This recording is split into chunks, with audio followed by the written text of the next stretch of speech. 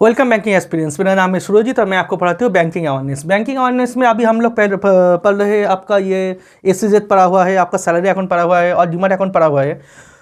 ये जो टॉपिक है ये सारी की सारी आपका अकाउंट से रिलेटेड ही है और अभी हम लोग ये अभी के लिए आप लोग कह सकते हो कि भाई ये अकाउंट्स का आपका लास्ट क्लास होगा। इसके बाद भी क्लासेस आ सकते हैं, अगर गलती से कुछ मिस हो गया है, मैंने गलती से पढ़ाया नहीं आप लोगों को, तो मैं उसके ऊपर आप लोगों को पढ़ा दूंगा, उसकी चिंता मत करो। लेकिन उससे पहले मेरा आप सबसे रिक्वेस्ट ये है कि भाई आप चैनल को सब्सक्राइब कर लो और साथ ही में चैनल पर लाइक दो और बाकी दोस्तों के साथ आप लोग शेयर करो।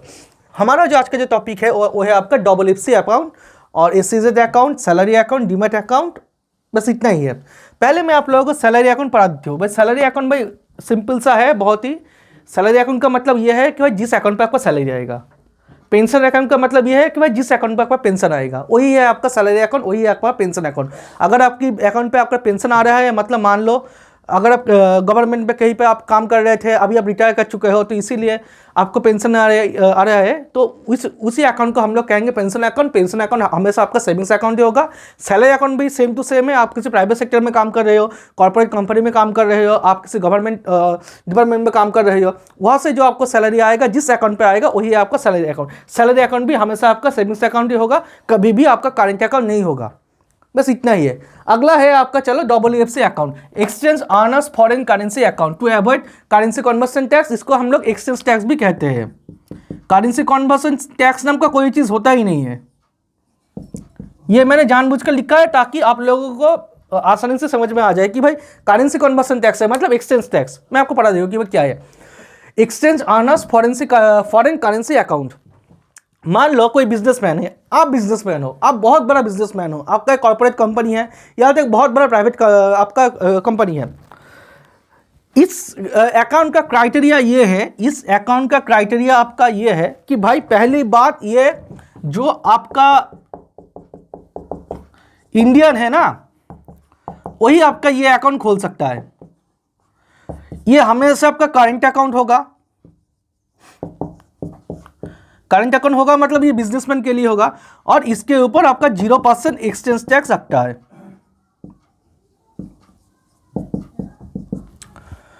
WFC अकाउंट का चक्कर ये है कि भाई आपको ये अकाउंट खोलने के लिए पहली बात तो आपको इंडियन होना पड़ेगा। दूसरी बात ये अकाउंट हमेशा आपका करंट अकाउंट में खुलेगा और तीसरा इसके ऊपर आप लोगों का 0% टैक्स लगता है। बस यही है। मैं आपको पढ़ा रहा हूँ कि भाई मान लो आप बहुत बड़े बिजनेसमैन हो, आप एक बहुत बड़ा प्राइवेट कंपनी के मालिक हो, आप एक बहुत बड़ा कॉर्पोरेट कंपनी के मालिक हो, लेकिन आप इंडियन हो, पूरा का पूरा आप इंडियन हो। आप यूएस में किसी कंपनी के साथ कनेक्ट किया, बोला कि सर आप हमें रॉ मटेरियल दो, हम कुछ सामान बनाएंगे। यूएस कंपनी मान गए, बोला कि भाई कोई दिक्कत नहीं, हम आपको सामान देंगे। तो आप यूएस कंपनी के साथ आपने कोई डील वगैरह साइन किया, वो आपको हर महीने आप लोगों को रॉ मटेरियल्स भेजते हैं। लेकिन दिक्कत यह है कि भाई यूएस का करेंसी है आपका डॉलर और इंडिया का करेंसी है आपका रुपीस। तो मतलब यह है कि भाई वो जो कंपनी है वो आपसे बोल रहा है कि भाई आप हमें डॉलर में पेमेंट करो। तो चक्कर यह है इस जगह पर कि भाई आप रुपीस को पहले डॉलर में कन्वर्ट करोगे, उसके बाद आप उस कंपनी को पे करोगे। दोबारा मान लो कि आप जो सामान जो रॉ मटेरियल जो ला रहे हो उससे तो आप कुछ चीज़ बना रहे हो ना। जो चीज़ बना रहे हो आप मान लो कि यूएस की किसी वही कंपनी या किसी दूसरी कंपनी को आप बेच रहे हो, तो वो जो दूसरी कंपनी है या जो वही कंपनी है जो कि आपसे ये सामान खरीद रही है वो भी तो आपको वापस डॉलर में ही पेमेंट करेंगे। तो मतलब दोबारा आपको डॉलर से इसको रुपीस में कन्वर्ट करना पड़ेगा। मतलब ये दो बार आप लोगों का एक्सचेंज टैक्स आपका लग जाएगा। तो इसी चीज़ के लिए बिजनेसमैन जो है वो थोड़ा गुस्सा हो गया कि बोले भाई इससे तो हमारा नुकसान होगा भाई, दो बार अगर हम लोग एक्सचेंज टैक्स देंगे तो इससे ऊपर तो हमारा बहुत बार नुकसान हो जाएगा। तो इसीलिए रिजर्व बैंक ऑफ इंडिया ने सोचा कि चलो भाई कोई दिक्कत नहीं, आप लोग भी आपका भी सुन लेते हैं। इसीलिए रिजर्व बैंक ऑफ इंडिया ने इन लोगों को ये WFC अकाउंट दे दिया। इसीलिए रिजर्व बैंक ऑफ इंडिया ने इन लोगों को ये WFC अकाउंट दे दिया। इस पे आप डॉलर पे ही पैसे ला सकते हो, डॉलर पे ही पैसे आप ट्रांजेक्शन कर सकते हो, कोई दिक्कत नहीं है। लेकिन क्राइटेरिया ये दे दिया कि भाई आपको इंडियन होना पड़ेगा और ये करंट अकाउंट होगा, क्योंकि भाई बिजनेस ट्रांजेक्शन के लिए हो रहा है तो करंट अकाउंट ही आपका होगा।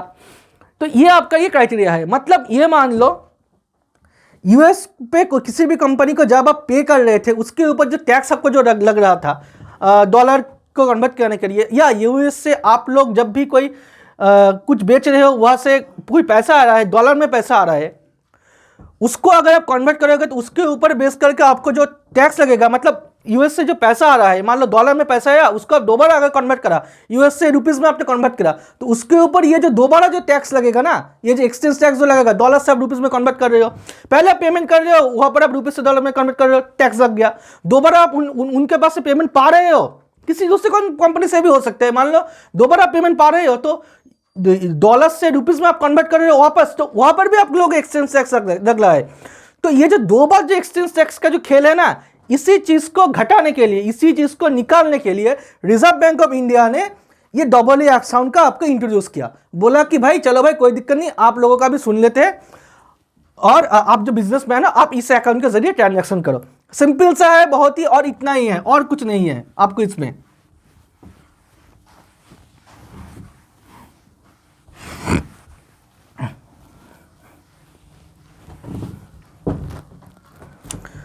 मैं फिर से बोल देती हूँ कि भाई डबल एफसी अकाउंट आपका है क्या। आप यूएस में किसी कंपनी को अगर पे कर रहे हो तो आपको रुपीस से डॉलर में उन लोगों को पेमेंट करना पड़ेगा, जिसके ऊपर बेस करके आप लोगों को 0% एक्सचेंज टैक्स लगेगा।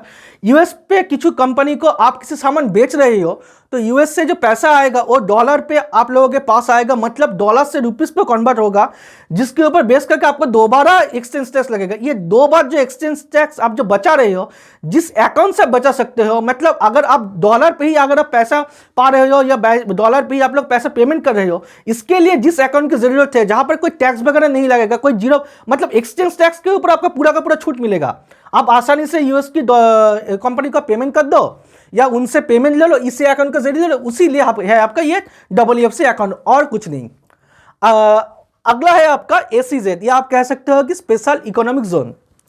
एसीजेड क्या है भाई, कुछ कुछ जगह ऐसी है जहां पर अभी भी डेवलपमेंट नहीं हुआ है, तो इसीलिए गवर्नमेंट ऑफ इंडिया ने तय किया कि भाई इस एरिया को डेवलपमेंट करने के लिए हमें बहुत सारे बड़े बड़े कॉर्पोरेट कंपनी या किसी प्राइवेट कंपनी को प्रोवोक करना पड़ेगा कि भाई ये यहाँ पर आए और आकर यहाँ पर अपनी इंडस्ट्री बनाए, जो भी वो जो प्रोडक्शन करना चाह रही है वो सब बनाए, जिससे कि ये होगा कि भाई उस एरिया का जो ट्रांसपोर्ट वगैरह है, जो भी अनएम्प्लॉयड लोग हैं उन सबको नौकरी मिलेगा और उस एरिया का डेवलपमेंट होगा, ग्रोथ होगा, डेवलपमेंट होगा। इसी के ऊपर बेस करके आपका गवर्नमेंट ऑफ इंडिया ने ये आपका ये एसीजेड का आपको इंट्रोड्यूस किया, मतलब रिजर्व बैंक ऑफ इंडिया ने ये आपका एसीजेड का इंट्रोड्यूस किया, मतलब इसको हम कहते हैं आपका स्पेशल इकोनॉमिक जोन। इस जोन में अगर आप कोई भी इंडस्ट्री अगर आप एस्टेब्लिश कर रहे हो तो यहाँ पर आपको सुविधा ये मिलेगी कि भाई आपको बहुत सारा छूट मिलेगा। मान लो कि आपको इंडस्ट्री आपने बनाया, आपका टर्नओवर जो भी होगा मान लो उसके ऊपर आपको 40% तक आपको टैक्स देना पड़ेगा, उससे ज़्यादा भी हो सकता है। रिजर्व बैंक ऑफ इंडिया ने बोला भाई कोई दिक्कत नहीं, आप यहाँ पर स्पेशल इकोनॉमिक जोन पर आप आ जाओ, 40% टैक्स देने की जरूरत नहीं है, आप 5% टैक्स दो। इलेक्ट्रिसिटी बिल बन गया मान लो आपका 1 महीने का 10 लाख रुपए, बोला कि भाई कोई दिक्कत नहीं, 10 लाख रुपए आपका बिल बना, आप कुछ 10,000 रुपए भरो, बाकी हम देख लेंगे, मतलब ये पैसा आपका है, आपको देने की जरूरत नहीं है। तो स्पेशल इकोनॉमिक जोन में आपका raw material, electricity bill, tax, इन सभी चीज़ों में आप लोगों का बहुत सारा छूट मिलता है। ये जिस एरिया पे आप लोगों का ये जो छूट जो मिलता है ना, उसी एरिया को हम लोग कहते हैं स्पेशल इकोनॉमिक जोन। ये स्पेशल इकोनॉमिक जोन आपको इसलिए लाया गया था ताकि जो भी एरिया अभी भी अनडेवलप्ड है उस एरिया में अगर इंडस्ट्री होगा तो एम्प्लॉयमेंट होगा, उस एरिया का ग्रोथ होगा, डेवलपमेंट होगा, और कंट्री का भी साथ में पैरेलली आपका ग्रोथ और डेवलपमेंट होगा। यही है आपका स्पेशल इकोनॉमिक जोन, बस इतना ही है। अगला है आपका डीमैट अकाउंट या डीमैटेरियलाइज्ड अकाउंट। अगला है आपका डीमैट अकाउंट या डीमैटेरियलाइज्ड अकाउंट। ये डीमैट अकाउंट या डीमैटेरियलाइज्ड अकाउंट ये आपका नॉर्मली आपका शेयर मार्केट का या स्टॉक मार्केट का आपका अकाउंट है। इसको आप ब्रोकर अकाउंट भी कह सकते हो, मतलब ब्रोकर अकाउंट बोलना गलत होगा। आप किसी ब्रोकर के साथ ये अकाउंट आप खोल रहे हो ताकि आप लोगों को शेयर मार्केट में आप लोग इन्वेस्ट कर सको। मतलब डीमैट अकाउंट के जरिए ब्रोकर अकाउंट बोलना मैं गलत होगा, मैं आपसे फिर से कह रहा हूं कि भाई किसी ब्रोकर को आपको पकड़ना पड़ेगा जो कि आपको ये लाइसेंस देगा कि भाई, जो कि आपको ये अकाउंट खोलने की परमिशन देगा कि भाई आप हमारे साथ अकाउंट खोल लो, जिससे ऊपर बेस करके आप इलेक्ट्रॉनिक फॉर्म में शेयर खरीद सकते हो, इंट्राडे ट्रेडिंग कर सकते हो, डिलीवरी ट्रेडिंग कर सकते हो, आप लोग अगर चाहो तो वहाँ पर म्यूचुअल फंड्स पे इन्वेस्ट कर सकते हो। ये जिस अकाउंट पे किसी ब्रोकर के जरिए आप लोग इंट्राडे ट्रेडिंग करते हो, डिलीवरी ट्रेडिंग करते हो, आप ये म्यूचुअल फंड्स वगैरह खरीदते हो, इसी चीज़ ये जो अकाउंट जो होता है ना, उसी अकाउंट को हम लोग कहते हैं डीमैट अकाउंट या डीमैटेरियलाइज्ड अकाउंट। फिर से कह रहे हो, इसी अकाउंट को हम लोग कहते हैं आपका डीमैट अकाउंट या डीमैटेरियलाइज्ड अकाउंट। इस अकाउंट के जरिए आप लोग अगर चाहो तो इंट्राडे ट्रेडिंग कर सकते हो, इलेक्ट्रॉनिक फॉर्म में शेयर खरीद सकते हो, डिलीवरी बेस्ड ट्रेडिंग कर सकते हो, म्यूचुअल फंड्स खरीद सकते हो। यहाँ पर इलेक्ट्रॉनिक फंड में आप लोगों को गोल्ड, सिल्वर, आयरन, कॉपर सब कुछ मिल जाएगा इसी अकाउंट पे। इसी अकाउंट पे आप लोगों को मिल जाएगा। यहाँ पर आपको कमोडिटी भी मिल जाएगा इसी अकाउंट पे। अभी तो कमोडिटी भी दे रहा है आपका डीमैट अकाउंट पे। डीमैट अकाउंट पे जरिए आप लोग इलेक्ट्रॉनिक फंड में कुछ भी शेयर वगैरह का जो भी खेल है वो आप खेल सकते हो।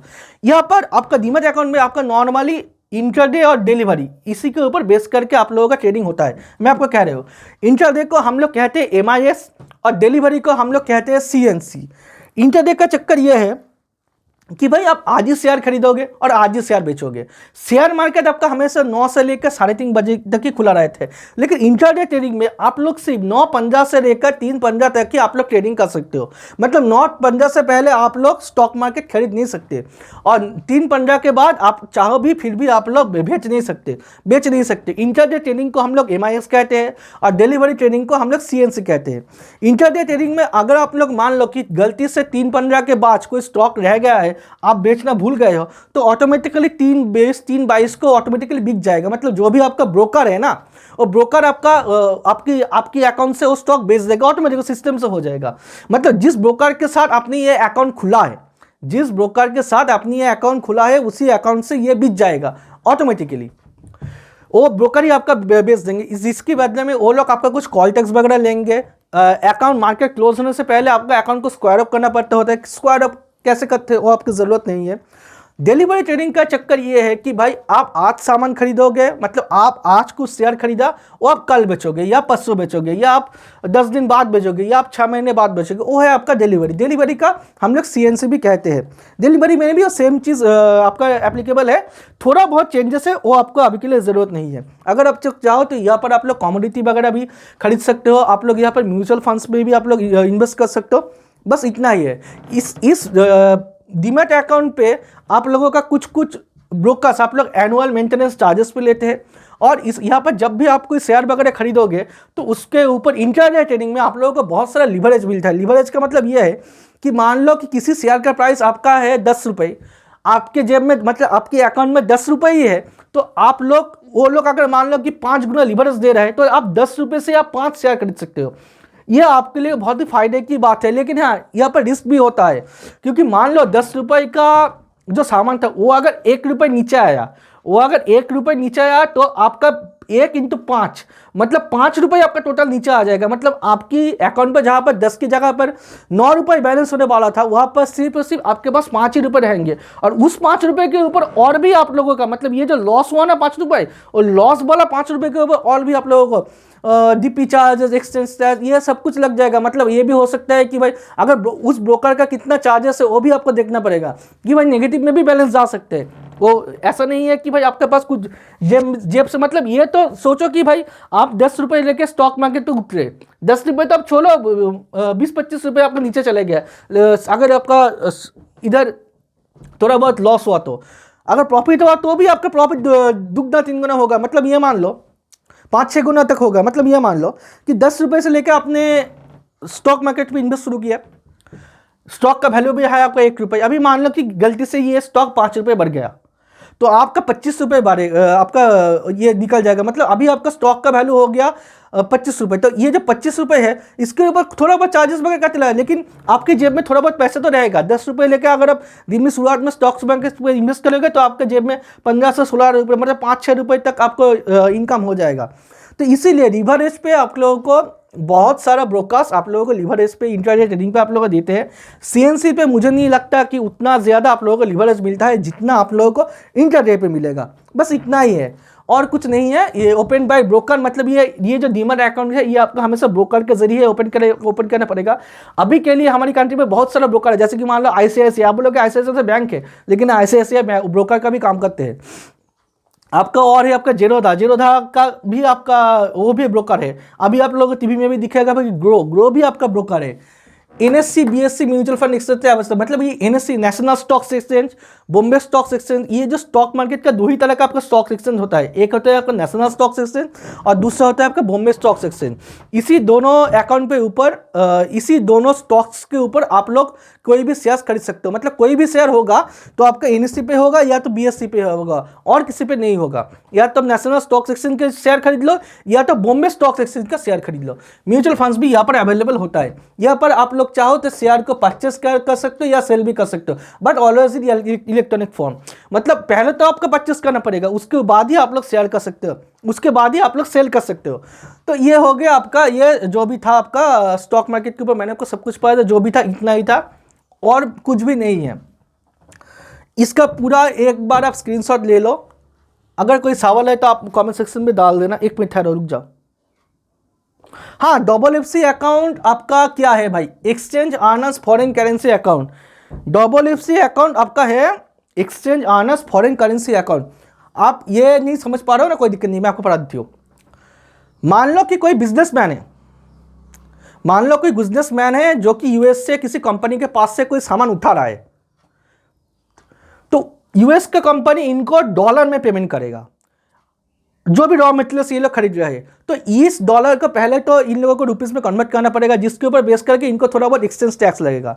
दूसरा प्रॉब्लम ये है कि भाई जो भी ये सामान ये बना रहा है, ये जो रॉ मटेरियल्स है, अगर ये किसी बिजनेसमैन को, किसी फॉरेन कंपनी को अगर ये बेच रहा है, तो वो फॉरेन कंपनी भी मान लो अगर यूएस का है तो वो भी उन लोगों को डॉलर में ही पेमेंट करेगा। तो दोबारा इनको डॉलर को रुपीस में कन्वर्ट करना पड़ेगा, मतलब दोबारा इन लोगों के एक्सचेंज टैक्स लग जाएगा, मतलब दो बार एक्सचेंज टैक्स लग रहा है। इसीलिए रिजर्व बैंक ऑफ इंडिया ने ये FFC अकाउंट का इंट्रोड्यूस किया, क्योंकि बिजनेसमैन बोल रहा है कि भाई सर हम लोग दो बार एक्सचेंज टैक्स क्यों दे, सर हम लोग दो बार एक्सचेंज टैक्स क्यों दे एक ही सामान के ऊपर। इसीलिए government, reserve bank of India ने FFC अकाउंट को आपको इंट्रोड्यूस किया, जिसके ऊपर बेस करके आप लोगों को कोई भी टैक्स देने, ये एक्सचेंज टैक्स यहाँ पर नहीं लगेगा। मतलब सीधा सीधा बोलूँ, आप लोग जब भी डॉलर में कोई सामान उनसे खरीद रहे हो ना, तो आप डॉलर में ही उनसे खरीद सकते हो और डॉलर में ही आप लोग उनको बेच सकते हो। मतलब आप उन लोगों को पेमेंट कर रहे हो, डॉलर में पेमेंट कर रहे हो, वो लोग आपको पेमेंट कर रहे हैं, डॉलर में पेमेंट कर रहे हैं, और ये अकाउंट में आप लोगों को डॉलर में ही दिखाएगा।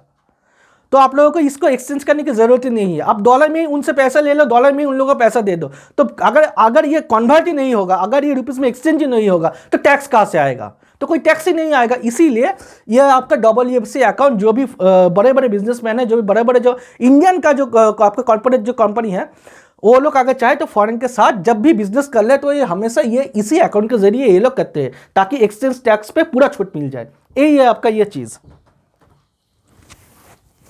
और कुछ नहीं है। इसके ऊपर नोट बना लो, जो भी बोला है उसको स्क्रीनशॉट ले लो, साथ में नोट बना लो। कोई सवाल हो आप लोग कमेंट सेक्शन में डाल देना। वीडियो को लाइक करना, अपनी दोस्तों के साथ शेयर करना, चैनल को सब्सक्राइब करना। रट्टा मत मारना, कोई भी सवाल हो मुझसे पूछ लेना। सबसे बड़ी बात भाई, मास्क पहनते रहो, हाथ धोते रहो और सबसे बड़ी बात सेफ रहो। गुड बाय सबको, क्लास ही खत्म कर जाते हैं।